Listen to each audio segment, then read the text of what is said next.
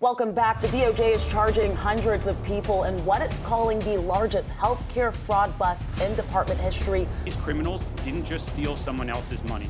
They stole from you. $500 million stolen.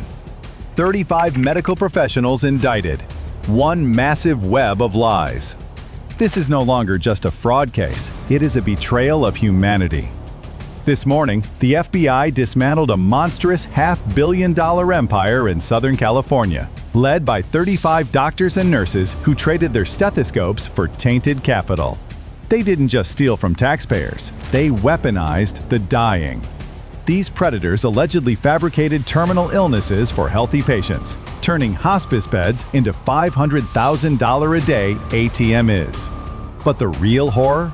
Evidence suggests this medical cartel was funded by clandestine drug trafficking proceeds, laundering narco cash through the very halls meant for mercy. This is the dark truth the system ignored. Like and subscribe to join us as we expose this $500 million slaughter of ethics.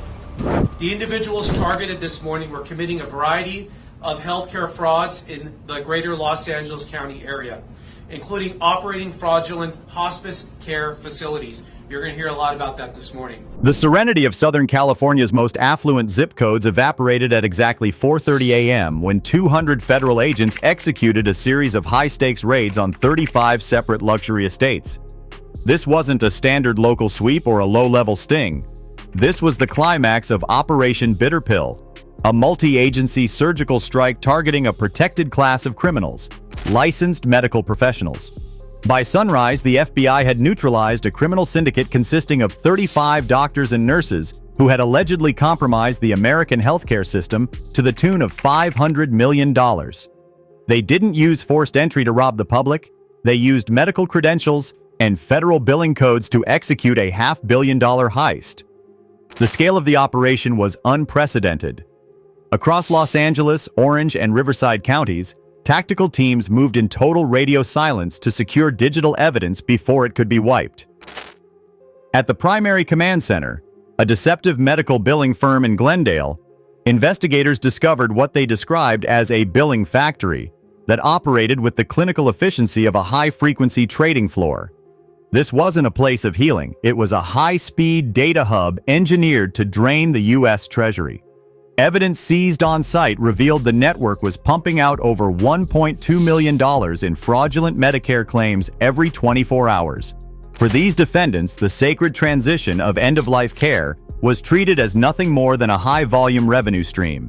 The core of the federal indictment details a chilling disregard for legal ethics and human dignity. In the United States, hospice is a benefit strictly reserved for the most vulnerable, those with a certified life expectancy of 6 months or less. It is a system built on absolute trust, and prosecutors allege these 35 professionals dismantled that trust for profit. Investigators found that at one Anaheim-based facility linked to the network, an impossible 92% of terminal patients had been enrolled for over 3 years. These people were not in their final days. They were often healthy, active seniors who were being utilized as human placeholders. Many were completely unaware that, in federal databases, they were listed as suffering from end-stage terminal conditions. The syndicate allegedly operated a predatory recruiter-to-enrollment pipeline. Corrupt marketers were dispatched to low-income housing complexes and senior community centers, masquerading as advocates offering free vitamins or transportation services. In reality, they were data harvesters. For every senior citizen they convinced to provide a Medicare number, the recruiter received an illegal kickback, and the participating physician received a substantial referral fee. Once the data was secured, a doctor would sign a fraudulent certification of terminal illness, often without ever examining the patient. The moment that electronic signature was processed, the syndicate began billing Medicare between $800 and $1,500 per day for intensive services that were never rendered. The financial fallout is staggering, but the criminal rot goes deeper than simple overbilling. As the FBI processed the arrested doctors, they uncovered the operation's darkest layer. Inside luxury vehicles and behind false walls in medical offices, agents discovered vacuum-sealed stacks of currency and ledger books detailing suspicious financial ties to international transit routes. The $500 million siphoned from Medicare wasn't just funding estates and exotic cars, it was allegedly being used as primary capital for a massive underground infrastructure. These medical professionals weren't just white-collar fraudsters. They were the alleged financial backbone of a sophisticated shadow network, using taxpayer dollars to underwrite the very chaos they were sworn to protect society from. As the initial shock of the arrests faded, a far more sinister reality began to emerge from the forensic data. This wasn't just a group of greedy doctors padding their bank accounts. This was a sophisticated laundering operation designed to bridge the gap between clean federal funding and dirty underground capital. The investigation's deeper, more dangerous phase shifted from medical clinics to the shadowy intersection of healthcare and international narcotics trafficking. The $500 million siphoned from Medicare served as a massive financial filter, a way to move vast sums of money through the American economy without triggering a single red flag at the Treasury Department. According to federal investigators, the syndicate's financial structure was a masterpiece of criminal engineering. They didn't just spend the money on luxury, they reinvested it into a shadow network. In several raided properties in Orange County, agents found more than just patient files. Behind false walls and inside high-end safes, they discovered ledger books that looked more like cartel accounting than medical records. These ledgers detailed a wash system where proceeds from the illicit drug trade were mixed with legitimate-looking Medicare reimbursements. By funneling narcotics cash through the hospice facilities as private donations or operational investments, the syndicate could turn street-level drug money into clean corporate profits, which were then used to buy up more medical licenses and expand the fraud. The connection to the narcotics trade wasn't just financial, it was logistical. Federal prosecutors alleged that the same marketers who prowled senior centers for Medicare numbers were also being used to scout transit routes and secure warehouses for illicit shipments. This was a dual-threat organization. One side of the house was stealing millions from the government through fraudulent billing, while the other side was using that very infrastructure, the transport vans, the medical supply chains, and the commercial real estate, to facilitate the movement of narcotics across Southern California. It was the ultimate camouflage. Who would ever suspect a hospice transport van, supposedly carrying a dying patient, of moving bricks of high-grade illicit substances? The lifestyle fueled by this $500 million heist was nothing short of obscene. As IRS criminal investigation agents combed through the suspect's digital footprints, they found a trail of excess that standard medical salaries could never justify. We are talking about $200,000 Italian sports cars registered to non-profit clinics and $10 million coastal mansions purchased through offshore shell companies in the Cayman Islands. One high-ranking nurse, earning a reported salary of $120,000, was found to be maintaining an international travel itinerary that included 5-star stays in Dubai, Paris, and Macau, all funded by the commission she earned from signing off on fake terminal diagnoses. But the most disturbing discovery was the death ledger. Investigators found an encrypted database where the syndicate ranked patients not by their medical needs, but by their billing potential. Patients with clean Medicare histories were labeled as gold mines, while those who required actual medical attention were often ignored or transferred out because they were too expensive to maintain. The doctors weren't just ignoring the sick, they were actively avoiding them. They wanted the names, they wanted the numbers, but they had zero intention of providing a single minute of care. The $500 million was pure profit because their overhead was virtually zero. No medicine was bought, no real nurses were hired, and no equipment was utilized. It was a ghost healthcare system, a hollow shell of an industry designed solely to facilitate the transfer of wealth from the taxpayer to the criminal elite. The FBI's Financial Crimes Unit has already frozen over 150 bank accounts tied to the defendants. But they admit that tens of millions have already vanished into the cryptocurrency ether or been moved through Hawala networks, an informal money transfer system often used by international criminal syndicates to bypass traditional banking oversight. This was a war on two fronts, a fight to stop the bleeding of the American healthcare system and a desperate race to track down the narco-linked capital before it could disappear forever.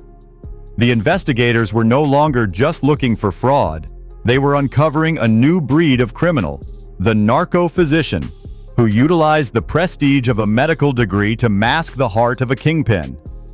As the federal government's hammer finally fell, the focus shifted from the tactical brilliance of the raids to the catastrophic failure of the systems meant to prevent them. The final phase of this investigation exposed a regulatory void in California that allowed this $500 million cancer to grow unchecked for years. The sheer audacity of the 35 defendants wasn't just born from greed, it was born from a calculated belief that no one was watching. Prosecutors are now revealing that the state's oversight apparatus was not just lagging, it was effectively dormant. Legislative deadlines for hospice reform in Sacramento had been allowed to expire, creating a dark zone where convicted felons and active federal inmates were able to secure medical licenses and operate healthcare facilities with zero interference. The courtroom drama that followed the arrests has been nothing short of explosive. As the 35 doctors and nurses faced a federal magistrate in Los Angeles, the true cost of their betrayal was laid bare. These were individuals who had taken the Hippocratic Oath, only to trade it for a seat at the table of international organized crime. Federal prosecutors are now seeking maximum sentences, citing not just the financial theft, but the moral depravity of the scheme. Under the federal sentencing guidelines, many of these defendants are facing 30 years to life in prison.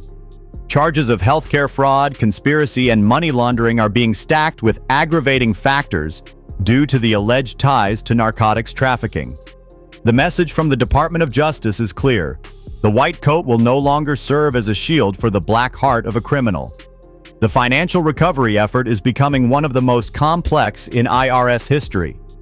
While agents have seized over $150 million in tangible assets, including the fleets of luxury cars, the mansions in Glendale, and the offshore accounts, a massive portion of the $500 million remains missing. Forensic accountants are currently tracing a web of cryptocurrency transactions that lead back to Eastern Europe and Southeast Asia, suggesting that the narco-physicians were part of a global money-cleansing machine. This wasn't a local scam. It was a node in a worldwide network of illicit finance.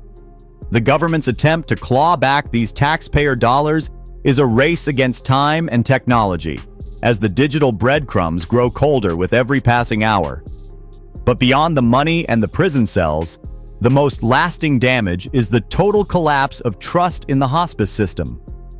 For thousands of families in Southern California, the word hospice no longer represents a place of peace, but a scene of a crime. The investigation has forced a massive audit of every licensed hospice provider in the state, a process that is expected to take years and likely uncover even more ghost clinics. The federal task force has signaled that this is only the beginning. They are moving from Operation Bitter Pill to a wider, systemic purge of the healthcare industry, promising that every doctor who prioritized a kickback over a patient will eventually hear the sound of a tactical team at their door. As this justice file closes its current chapter, the 35 defendants sit in federal custody, their medical licenses revoked and their reputations incinerated. They are the faces of a new era of crime where the stethoscopes and the scales of justice are weighed against bricks of cash and narcotics ledgers. The $500 million heist has been stopped, but the scars on the healthcare system remain. The FBI's message to the public is one of vigilance. In a world where your medical data is the new gold, the predators aren't always hiding in the shadows. Sometimes they are wearing a white coat and sitting in the exam room. The reckoning has arrived, and for those who turn death into a business, the final bill has finally come due. The $500 million siphoned from Medicare in this Southern California scheme represents more than just a massive hole in the federal budget. It represents a definitive breach of the social contract. When doctors and nurses, the very individuals we entrust with our lives in our most vulnerable hours, choose to align themselves with narcotics traffickers and professional fraudsters, the entire foundation of our justice system is shaken. Operation Bitter Pill has sent a shockwave through the medical community, proving that federal authorities are no longer looking at healthcare fraud as a victimless white-collar crime. They are treating it as a national security threat. As the 35 defendants await their final sentencing, the case serves as a grim reminder that greed knows no professional boundaries. These were not desperate individuals. These were wealthy, educated professionals who decided that $500 million was worth the price of their souls and the safety of the public. The fallout from this investigation will likely trigger the most aggressive overhaul of medical licensing laws in California's history. But for the thousands of patients used as pawns in this death ledger, the damage is already done. Their medical identities have been stained and their trust in the system has been permanently shattered. We will continue to track the court proceedings and the ongoing hunt for the missing millions still circulating in the global shadow economy. This case proves that the most dangerous criminals don't always wear masks. Sometimes they wear scrubs. If you found this deep dive into the crime justice file vital, ensure you have liked the video and hit that notification bell. We don't just report the headlines, we expose the mechanics of the crime. Stay vigilant, stay informed, and thank you for watching. We'll see you in the next file.